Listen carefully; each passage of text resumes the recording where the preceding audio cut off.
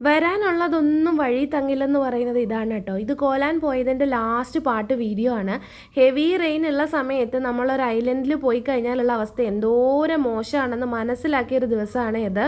നമ്മൾ ഇങ്ങോട്ടേക്ക് പോകുന്നെന്ന് പറഞ്ഞപ്പോഴത്തേക്ക് ഇവിടെയുള്ള കുറച്ച് ഫ്രണ്ട്സ് പറഞ്ഞിട്ടുണ്ടായിരുന്നു കാലാവസ്ഥ കുറച്ച് മോശമാണ്, സൂക്ഷിക്കുന്നത് നല്ലതായിരിക്കും എന്നിങ്ങനെ പറഞ്ഞിട്ടുണ്ടായിരുന്നു. വീട്ടിൽ നിന്ന് ഇറങ്ങുമ്പോൾ പ്രത്യേകിച്ച് ഒരു പ്രശ്നം ഉണ്ടായിരുന്നില്ല, നല്ല അന്തരീക്ഷമായിരുന്നു. പട്ടായയിൽ വന്ന സമയത്തും പ്രത്യേകിച്ച് പ്രശ്നമൊന്നും ഉണ്ടായിരുന്നില്ല.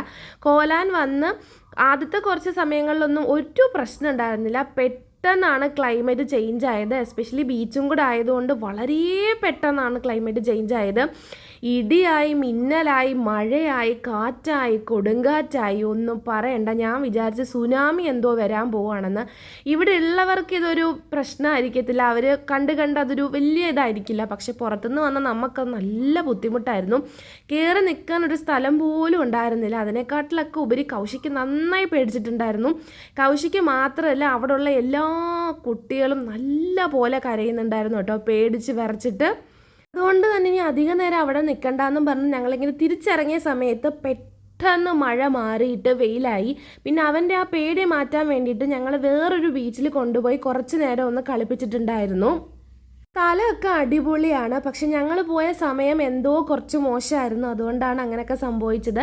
അപ്പോൾ ഞങ്ങൾ ഏതൊക്കെ ബീച്ചിൽ പോയിട്ടുണ്ടായിരുന്നു, ഞങ്ങൾ എങ്ങനെയാണ് പോയത്, അതിൻ്റെയൊക്കെ കൂടുതൽ ഡീറ്റെയിൽസ് നിങ്ങൾക്ക് അറിയണം എന്നുണ്ടെങ്കിൽ ജസ്റ്റ് കമൻറ്റ് സെക്ഷനിൽ ഒന്ന് ചോദിച്ചാൽ മതി കേട്ടോ.